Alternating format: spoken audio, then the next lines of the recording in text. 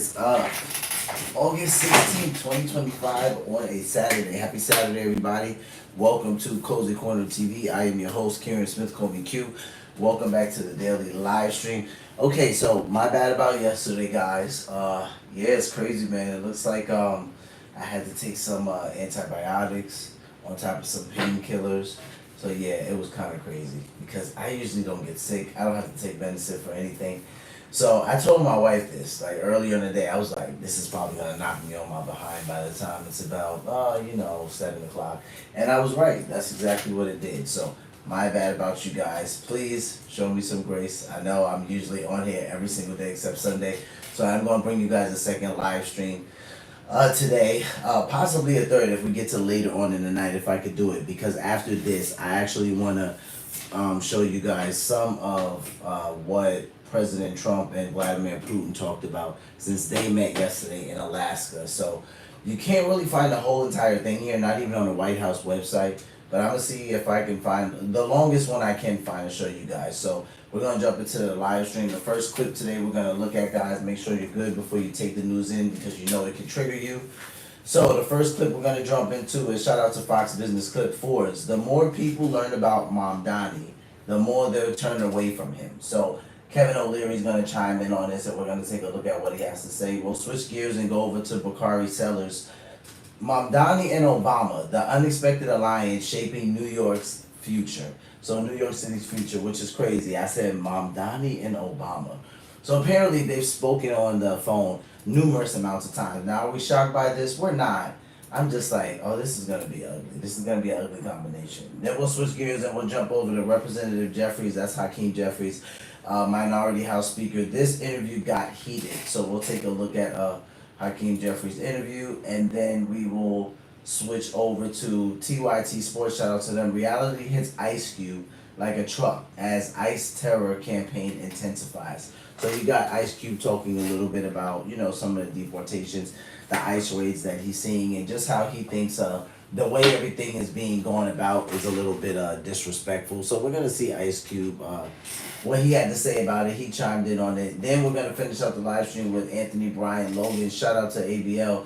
DC white liberal explodes after police arrest homeless drug dealer. So we're going to jump right into the live stream, guys, without further ado. First clip up on the menu.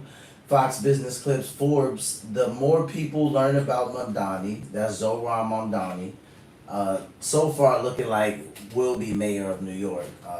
We're hoping that doesn't happen, but so far it's looking like it. The more they'll turn away from him. So let's see what Kevin O'Leary and others on Fox had to say. For marketing, I've said this before, he's torn a page out of Elizabeth Warren. I'll give him marks for marketing. I've said this before, he's torn a page out of Elizabeth Warren's and AOC's playbook, getting lots of press, saying outrageous things, raising money. It's starting to smell a little bit like the 6th week of the general election when Kamala Harris refused to put out any policy and just kept reiterating the same rhetoric over and over again. He's doing the same thing. I'm not getting any policy. I'm one of many investors that have asked his staff for a meeting to get some idea on how he's planning to do this. That was Mr. Wonderful Kevin O'Leary calling out socialist communist Zohran Mamdani, saying he's just like Kamala Harris. No policies to fix New York, no details. Just like Kamala, he's just running against Trump. Let's welcome back to the show Forbes Media Chair and Editor-in-Chief, Steve Forbes. Steve, it's always a pleasure to see you again. What do you make of all of this? Well, it shows the matter of fact, Liz, that this guy is not right on the issues. He's behind even New York. Knows we need to do something about crime. He's wrong on crime. He's wrong on affordable housing. He's wrong on education. He's wrong on taxes. He's wrong on everything. Anti-Semitism, DEI. And as people learn more about him, the more support he's going to lose. And I hope after Labor Day, you're going to see on social media, TV, and radio more about what he's said in the past, his record in the past, his legislative record, which is about the thinnest you can find. And as people learn more about him, they're going to search for alternative candidates. So this race is not over. And the fact is, when people learn more about him, the more they're going to turn away from him.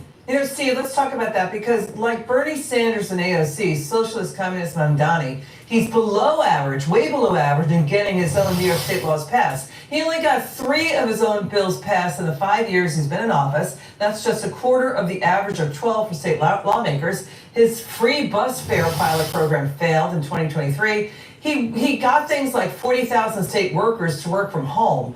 A third of New York State core workers. He got 7 New York State agencies to now use Zoom call meetings and work from home.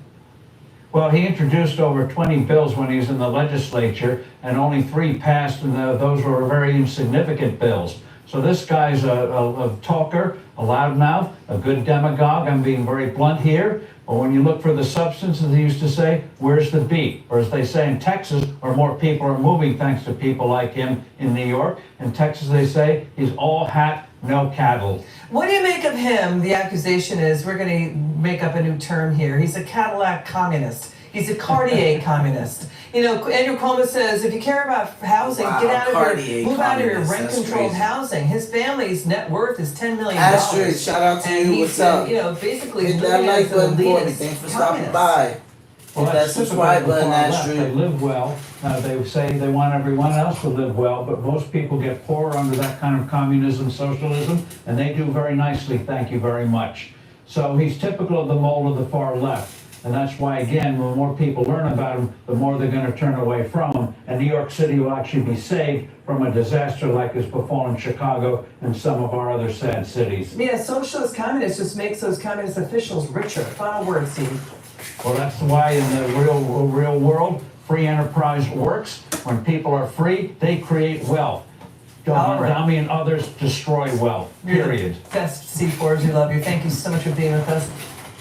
Like I've said, I don't have anything personal against Mamdani. I don't think he's the greatest candidate for New York. I think he's the worst candidate for New York. But again, nothing personal against him, but the things that he stands for. Being from New York State, some of the things that he wants, free transportation, government-run supermarkets, right? He literally says this craziness in some of his press conferences, right? Taxing like the white man. I'm like, what the hell is wrong with this dude? If we had a black mayor running and saying things like that, the press, they'd be all over him. And I mean, Mamdani, like, he's gotten some riff about it, but I mean, mainly from the rich, like mainly from people who are wealthy. New York City is literally going to be poor. It's going to go down the drain. Being from the state, I don't want to see it happen. But I'm like, dude, some of this guy's ideas are not well. But like I said, it was only a 22% turnout when he won. I don't think it was anyone that was 45 and plus. I think it was a lot of Gen Z that voted for him. 22% in New York is a lot, but it's really not. It's really not a huge turnout at all. I don't think any older people went out and voted.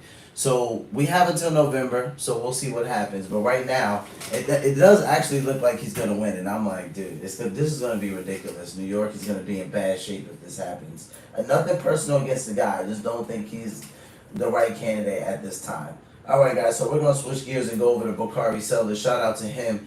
Mamdani and Obama, the unexpected alliance shaping New York City's future. Oh boy, let's take a listen. All right, just moments ago, Democratic New York mayoral candidate Zoran Mamdani confirmed having multiple phone calls with former President Barack Obama. Mamdani says that the two have spoken a number of times since his primary win in June, where the former president offered advice and about the necessity of hope in dark times. David Axelrod, obviously, you formerly worked top consultant and longtime aide to President Obama, and the New York Times also reported that you have been to see him, visited with him along with some other folks in President I Obama's. have no idea, honestly, that these conversations have taken place and it wasn't mentioned. What do you make of it? Well, first of all, he's a Democratic nominee in the city of New York, and he has ignited a sense of hope and a sense of enthusiasm, particularly among young False people. hope. Yes, among young people in that city, by focusing on the issue that actually is the issue nationally, but it's accentuated in New York, where prices and costs are very, very high, and rents are very, very high, and that is affordability. So I think he's an intriguing guy, and I was happy to sit down with him. Do you think that there are stylistic similarities between former President Obama and Zoran Mamdani? Wait, go ahead. I'm sorry, I didn't mean to say that out loud. No, No, no stylistic similarity. Noting the word stylistic, I meant to do significant work in that sentence, to be clear. Mamdani was able to tap into that fervor that David Axelrod is talking about, and he did it in such a creative way. I remember the food truck ad that he did where he talked about the price of food versus what it was and talking about costs. However, Barack Obama had a sense of depth, had a swag, had an ability to articulate and connect with people in a way that was pervasive, and you won't see it again. So the answer to that is no. That's first. Second, I do think that it's okay for Democrats to say that New York's not going to have a good mayor, whether or not it's Mamdani, whether or not it's Eric Adams, or whether or not it's Andrew Cuomo. Like, we took voters' intellect in New York for granted. That's why you have a candidate who has an unproven track record to govern as the front runner, and I'm glad he's asking people like Barack Obama for support and help. But you also were running people like Andrew Cuomo and Eric Adams, who I wouldn't vote for if they were running against Scott Jennings. Wow. Wait, did you say you would vote for me? I would just. Talk about let me just say this. I think the party, I mean, he was involved in the campaign in 2008, so,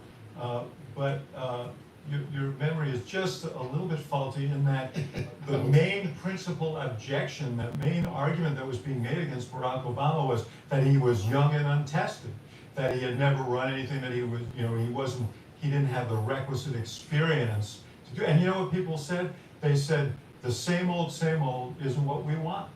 We don't want to go back to what has failed us on issues like affordability. He spoke to that, and he spoke to it in not just a creative way, but in a hopeful way. There are things that we can do. Now, I don't necessarily agree with all of his solutions, but I think he's raising the right questions, and I think it wasn't an accident that he won. I actually feel like this is an instance, two of you have tangled a couple times on this show, but if I listen to you, and you haven't spoken on this yet, but I've heard you talk before about it, neither one of you seems to think that Zohran Mamdani would be good for the country. See, I don't really care about Zohran. a lot of people feel that way. I think he'd be a good mayor for New York. And I also think that Maybe I should say for the Democratic Party. And I think that people in New York and Democrats in New York have this false sense of self. They think that the mayor of New York all of a sudden is going to be the trailblazer for the Democratic Party going forward, and that's just not the case. Well, I don't think it's people outside. It's a national figure. Think of how many mayors of New York City have credibly run for president of the United States. We can't deny the importance of How many have won? How many have won? Sorry. Run down the list of I mean, Bill de Blasio ran. All right. You can't tell me that Rudy Giuliani's not a national. We got a hard out. I do think the rich white liberals who got Mamdani the nomination are indicative of where the Democratic Party is moving, trying to move it towards this more socialist bent. I know this because they've done the same thing in Minneapolis, they've done the same thing in Seattle, and I think for 28 could be a problem. All right, here's my heart out sign. We'll be right back. Yeah, shout out to Scott Jennings, Bakari Sellers, and other news anchors. I mean, they say the same thing, the other news anchor chimes in and he's like, we can't deny that mayor is a pretty powerful position. People have gone from mayor to running for president, but Bakari Sellers chimes in and he says, yeah, but how many have actually won? Which we know that hasn't happened. So we just have to see what happens. We have to see and hope more people go out in November. No one wants to see New York City go down the drain. Some people are like, oh, you're overzealous, you're over-exaggerating, it's not going to happen. I'm like, it's not going to happen because a lot of things he's proposing, if we're transparent, a mayor just simply can't do. He just doesn't have the reign. But the fact that he's proposing it is troublesome. Some of it he might be able to do, might have some persuasion over. A good amount of it, not so much, but even some of it that he is presenting has been tried and failed, and that's where it's worrisome at, right? So we'll keep track of it, and we'll see how far it goes with Mr. Mamdani. But I really hope more people get out there in November and vote. At least for someone that's not going to make New York City go down the drain. I don't want to see the state I was born in, go down the drain. All right, guys. So we're gonna switch gears to Representative Jeffries. That's Hakeem Jeffries. This interview got heated. So let's take a look at what got Mr. Jeffries so upset, shall we? Welcome back to Squawk Box. Joining us right now, House Minority Leader Hakeem Jeffries. There is so much to talk to you about this morning, about everything that's going on in Washington, about the BLS, the Fed.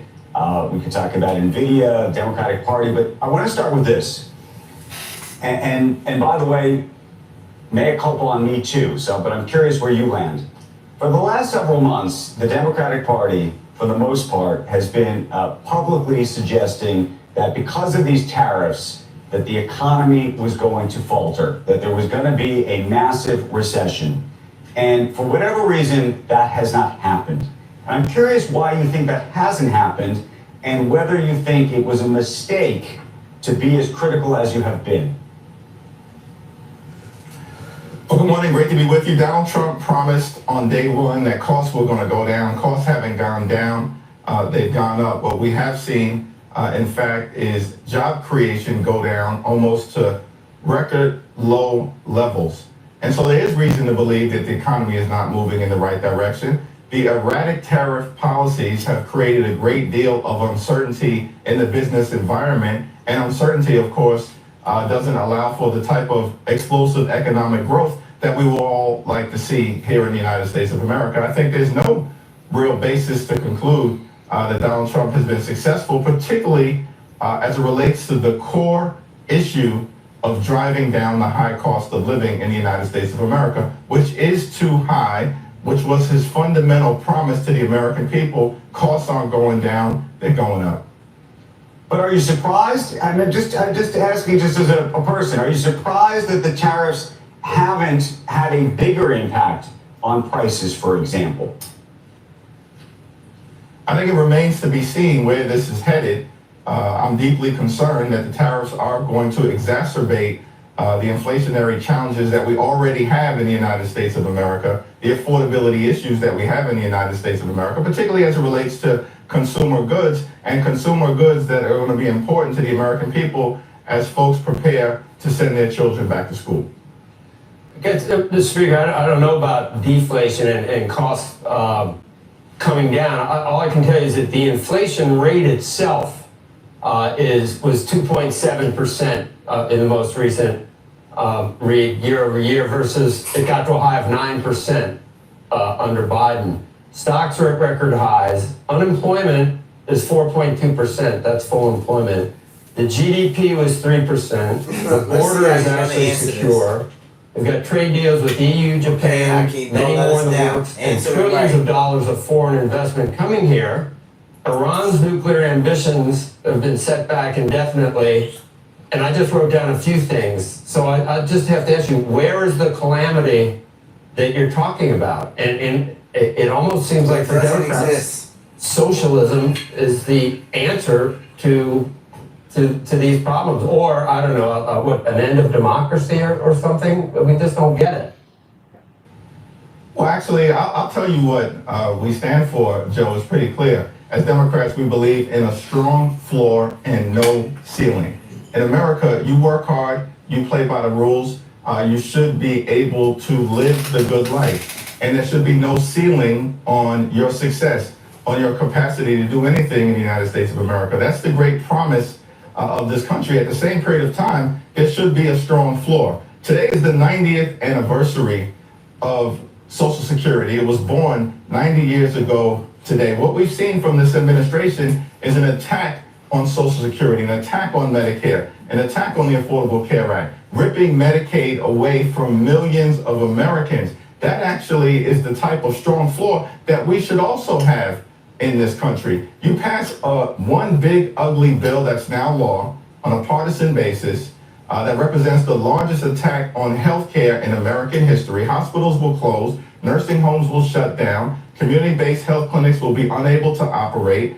People all across the country are going to experience increased premiums, co-pays, and prescription drug prices. That's a problem for everyday Americans. I'm not talking about people who are already wealthy and well off and well connected. I'm talking about the everyday Americans that I represent in Brooklyn and that we're fighting hard for. In fact, those same Americans, food is being ripped out of the mouths of hungry children, veterans, and seniors with the largest attack on nutritional assistance in American history. I find that problematic in the United States of America, and millions of people do so as well. Leader, where do you land on this mayoral race in New York, and in particular on Mamdani, who is clearly now the front runner in this situation, won the primary? You have not publicly come out endorsed him yet, and I'm curious what you're thinking.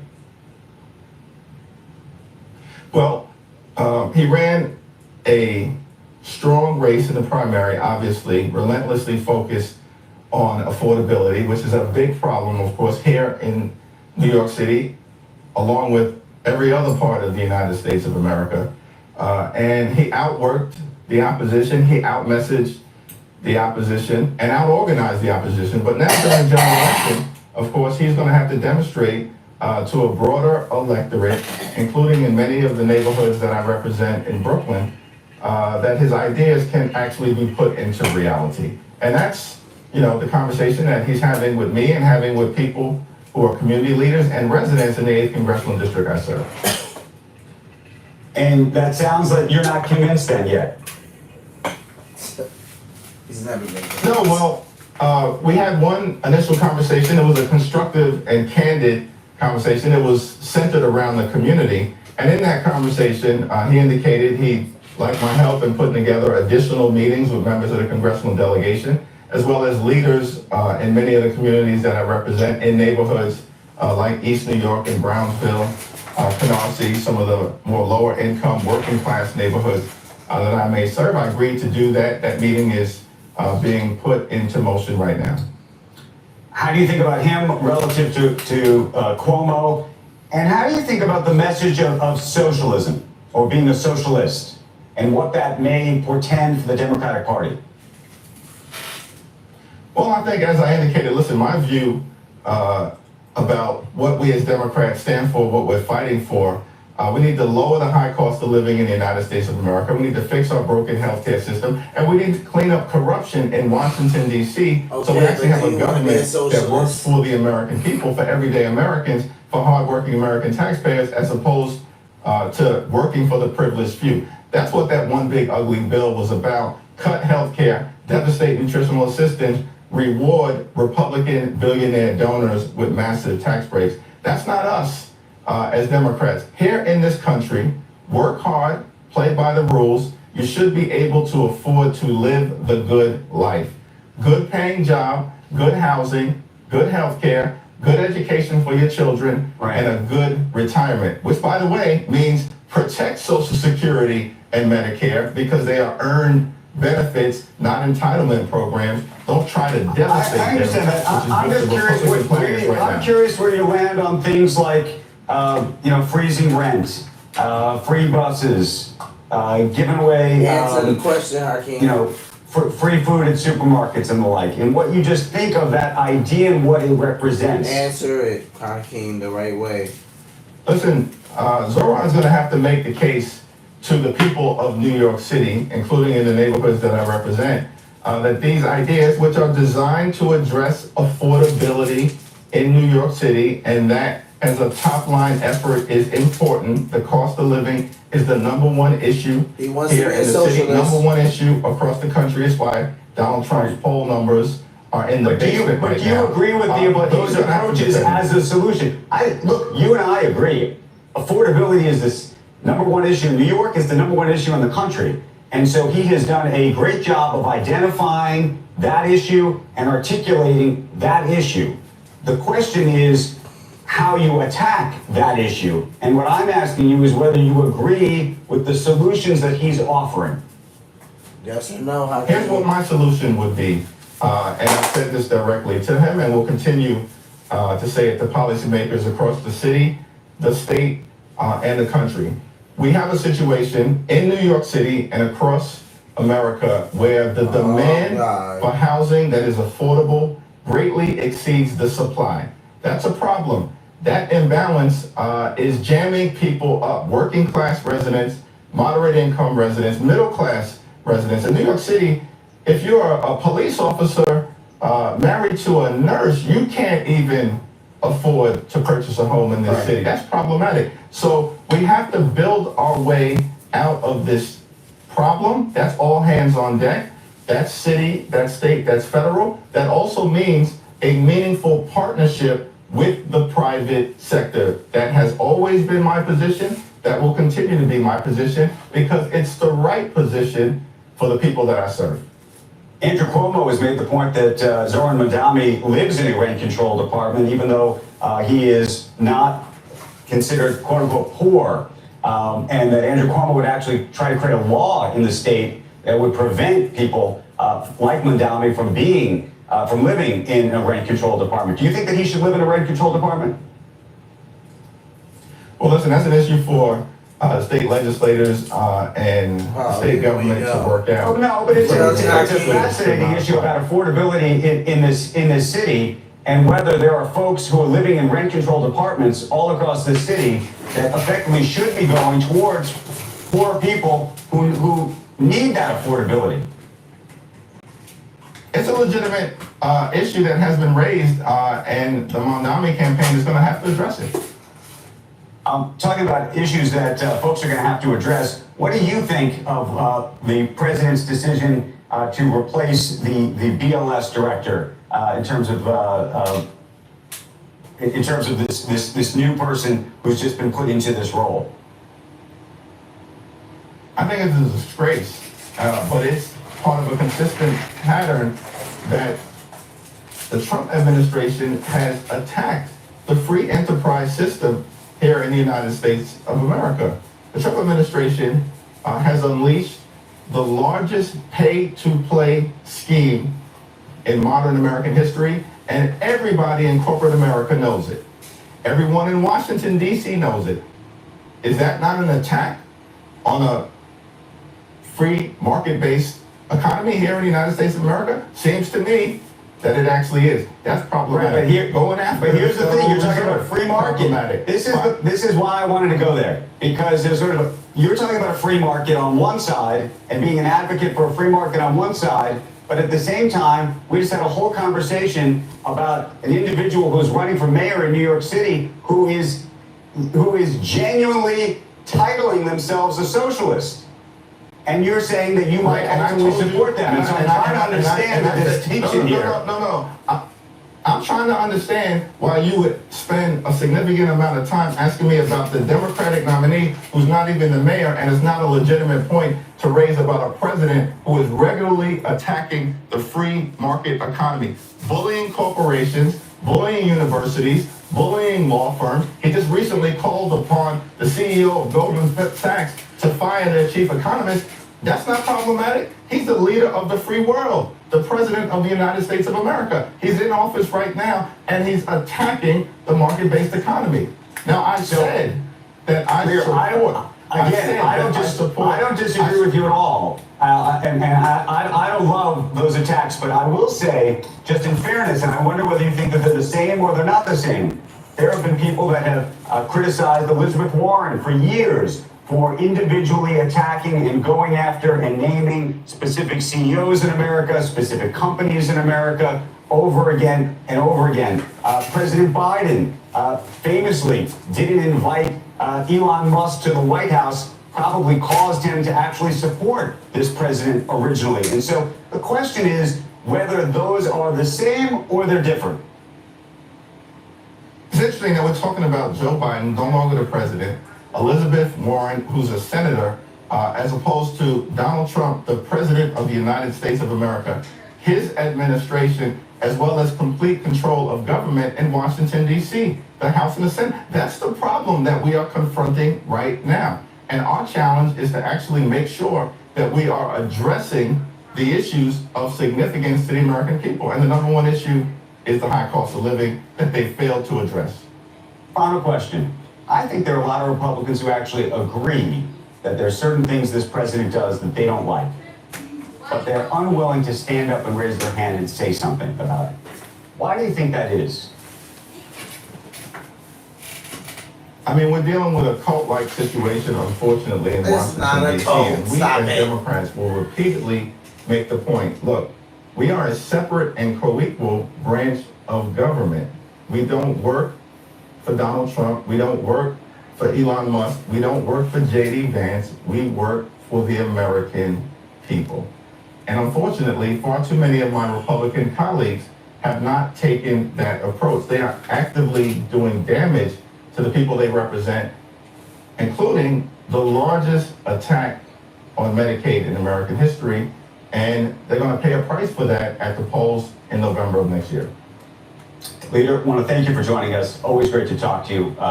We love hearing your perspective, and we appreciate it. Thank you. Thank you. Okay, shout out to Hakeem Jeffries. Interview got a little bit heated. I mean, here's the thing that will always drive us crazy about Mr. Jeffries, right? You can always rest assured that some days he might have a little bit of trouble answering questions directly, right? I think we could all agree to that. We could all agree. But nonetheless, he seems to be supporting Zoran, right? He seems to be saying that he doesn't have a problem with him being a socialist and that he would be okay with him being the mayor of New York. That's problematic. Now the Democrats are moving in a very problematic direction. All right, guys, so we're going to switch gears. We are going to jump over to TYT Sports. Shout out to them. Reality hits Ice Cube like a truck as ISIS terror campaign intensifies. Let's take a listen. It hurts because, you know, it's all kind of different situations been going on, you know, as far as immigration. But to see people like disrespected like that, and you know, the federal government just, you know, being too heavy-handed and disrespect going to churches and weddings and, you know, grabbing people out of those schools, and you know, it's like, come on, man, you know, y'all just, Because there's a way to do it, right? overdoing it, you know, and then the country flip-flops. First it's cool, then it's not, then it's cool, then it's not. You know, it's like, how could somebody That's the even keep mainstream up with what's media. going on? So it's sad, man. I can't wait till this period is over. You know, it's like, I don't know how we're gonna get to the end, but this is just it's crazy to see people dragged out of the spots of refuge, you know. Look, speaking out is good, and I hear you, but Over the summer, Cube released a contract with Black America, calling for reforms to close the opportunity gap in this country. But President Trump's son-in-law and top advisor Jared Kushner met with him for 3 hours. They listened, heard what I had to say, and pumped up their plan and presented it to the people on September, I believe, 24th. We call it the Platinum Plan.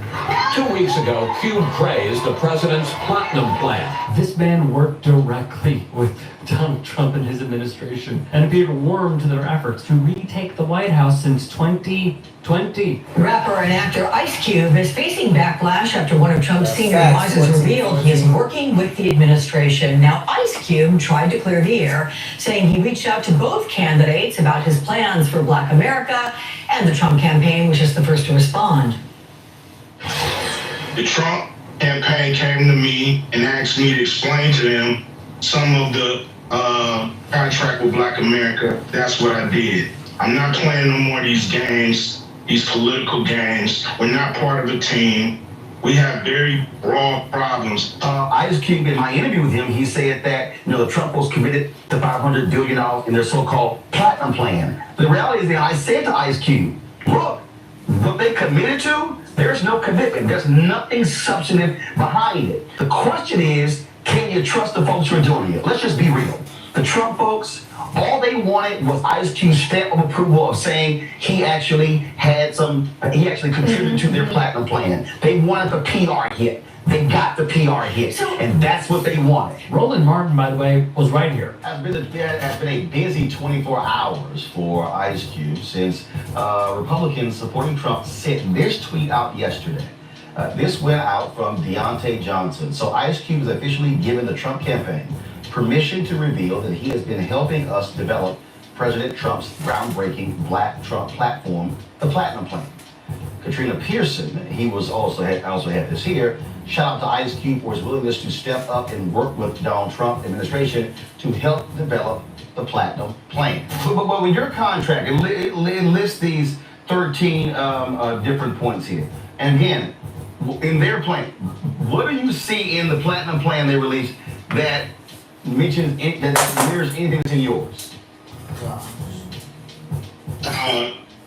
This was interesting. Watch You this. got, if I'm looking at it, So I'm gonna go back a little bit. Listen to what Roland Martin asks him, and look at how Ice Cube responds. This was probably the most interesting thing that got people a little worked up too, because they're like, do you really support it, Ice Cube? Do you really know what was going on? But I just think Ice Cube just stayed focused on, what was more important to him. But you're gonna see Roland pointed out And you know, he's gonna say, you know, what you think this goes to, it doesn't really go to. But just the way that Ice Cube answered, you know, it was kind of like a red flag for people. So I'm gonna just go back a little bit to his question.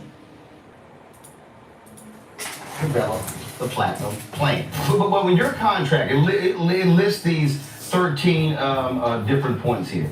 And again, in their plan, what do you see in the platinum plan they released that mentions that mirrors anything that's in yours?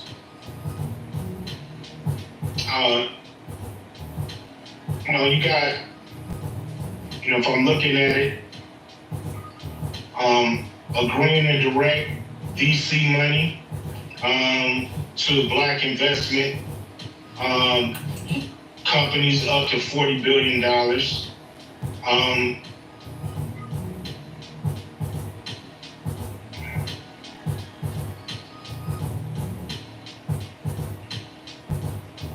See, a lot of people have been talking about this 500 billion. That's not going to black people. In fact, that's just actually the infrastructure funding program. That's not actually 500 billion going to black people. Politico even wrote of how the MC joined forces with Donald Trump and his team. Alex Eisenstadt wrote Cube met with Jared Kushner 2 months prior to the election, which was a weeks-long courtship. He was invited to the White House, joined conference calls, and there was even a lunch at Trump's golf club, Bedminster, with Ice Cube's manager. By the way, Cube did not want to be seen at the White House, so what did? They met quietly in a DC area hotel with Trump's team. This is the same dude who said in April 2016, Donald Trump is what Americans love. Donald Trump is what Americans aspire to be. Rich, powerful, do what you want to do, say what you want to say, be how you want to be. That's kind of been like the American dream. He'd add this of Trump, then give an ominous piece of analysis considering where he is politically today. So he looks like a boss to everybody, and Americans love to have a boss. So, that's his appeal, later admitting. Do I think he's going to do anything to help poor people or people that's struggling? No, because, he's a rich white guy. How can he relate? I'm just saying, how can he relate to the small guy? Genuine question. What happened to you, man? What happened to you? Like, genuinely curious. Because on the surface, it's like, yeah. The only way, by the way, for this country to try and make amends with black folks is reparations. That's it, which I am in favor of. That is it.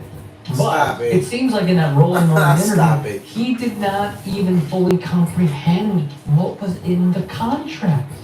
So like I'm losing my mind as we cover the Ice Cube stuff, but I'm just genuinely curious. Like, you're saying that he's out of touch. You're saying, how can he relate to the small guy? Is it because you don't consider yourself like a small guy? Like, yeah, you might be worth a good amount of money. You are not Peter Thiel money. I doubt you're Donald Trump money. You say that you want to fight for the small guy, and then you're doing business like this. Like, I'm genuinely flabbergasted by this. But, you see, Ice Cube is like the face of the big three, right? He is undoubtedly the face. But there's another name that you should know. Well, Jeff Kwatinetz, the founder of the Big Three per their website, once ran a management company which went by The Firm. The CFO of that company, Steve Bannon. The same Steve Bannon who served in Trump's first administration, received support from David Duke, and per his ex-wife is an anti-Semite who alleged in court he didn't want his daughter attending a school with too many Jews. Kwatinetz would refute these claims. Steve is great character. He's not a racist or anti-Semitic. It is absurd. I am Jewish. Roy Furman was Jewish. Andrew Breitbart was Jewish. He is not anti-Semitic. I'm telling you that the guy is a good person. I know it. So I end with this. Speaking out is good. Everyone should be speaking out. It's just that there is going to be, like, the headline is Ice Cube, right? And then there is rightfully so bullet points of people checking you saying, like, hey man, you kind of gave them a lot of leverage and power by using your voice and power that you have to say that you rocked with him over the years. And he'll never come out and fully say this because it would hurt his standing. But it just baffles me, man. Like, you are the same dude that, like, gave interview after interview after interview, and you allowed yourself to be played, man. You allowed yourself to be used. It is right to question, like, where you're coming from on a lot of this. Because, like, I I don't even know if this is like truly heartfelt. It feels like it is, but when you uplift someone like this and their administration and the people that they employ, especially when you have a direct connection to one of the worst humans that was in the first Trump admin and is practically running part of the playbook for the second, if not bringing about more insurrectionists into the fold, like, dude, I'm gonna question you. I'm gonna check you. And considering what we know, everyone should. Hey, I appreciate you watching. Now if you can, please do become a channel member by going to youtube.com/TYT Sports and clicking the join button. Hey, shout out to TYT Sports. Yeah, so that was really the big uproar, right? Like, did Ice Cube actually go through the contract? Did he take a look at it? Because when Roland Martin asks him this question, it doesn't seem like he knows much about it, and he doesn't give more than 1 point either. He kind of points out, I think it's the $500 billion that he believes is going to black people, but Roland Martin corrects him and says that's not actually going there. And then Ice Cube doesn't elaborate. He doesn't pick out a second point. He doesn't say much of anything. So that really is where a lot of the backlash came from. Like, did he actually take the time to go through the contract and understand what was happening? All right, guys, so we're going to switch gears and go over to Anthony Brian Logan. Shout out to ABL. We react to him over here on the channel often. DC white liberals explode after police arrest homeless drug dealer. Let's take a listen. A protester showed up and went absolutely crazy on law enforcement.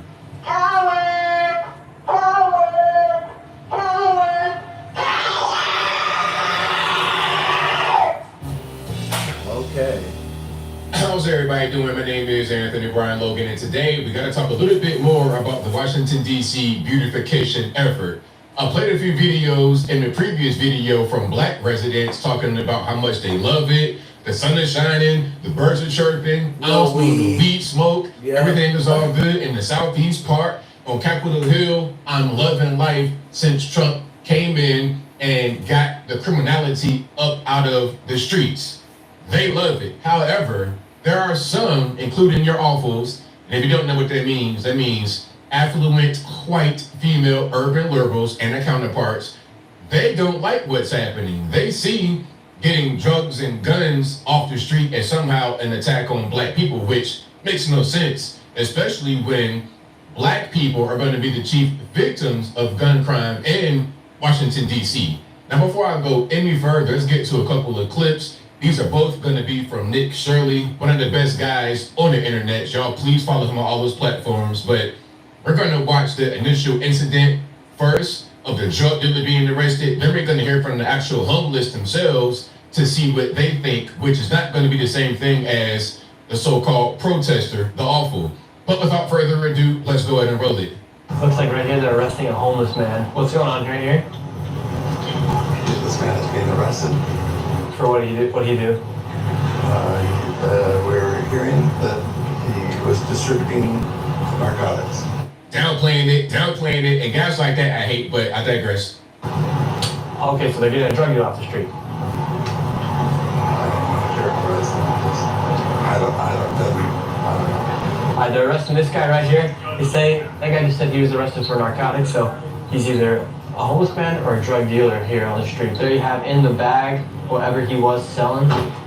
They put it in the bag, so he was indeed selling drugs. Right now we have the FBI, the police, Secret Service. We got about 8 agents out here right now, and there is the bag right there with all the money and the drugs that he was selling on the streets. After he had been arrested, a protester showed up and went absolutely crazy on law enforcement.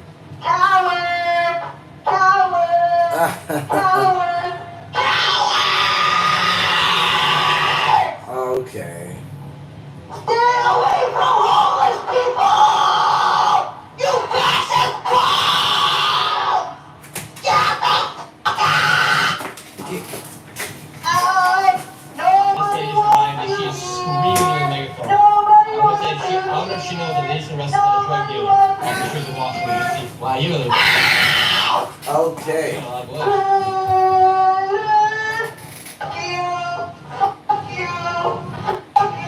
Wow, she just came right in here. This lady is an angry woman. Stay away from homeless people! You massive crowd! Get out! Get those gold pictures! Get out! Get out! But why?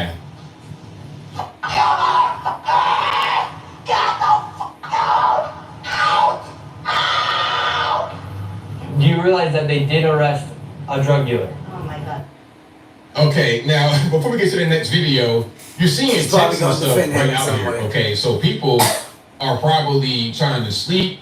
I mean, not only the homeless, but the residents that are probably around Yeah, here. that's crazy. You're totally disturbing the peace. But she probably would call herself a freedom fighter doing the good thing, when most people around her would not think the same thing.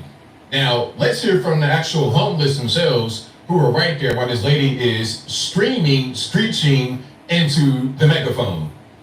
Be careful, everybody! These two fucking punks are after no good! This lady just came out of absolutely nowhere. She started yelling all sorts of things. She didn't even know what that guy got arrested for. Meanwhile, as we were walking, I'll show you guys right now, we walked past a bunch of homeless people.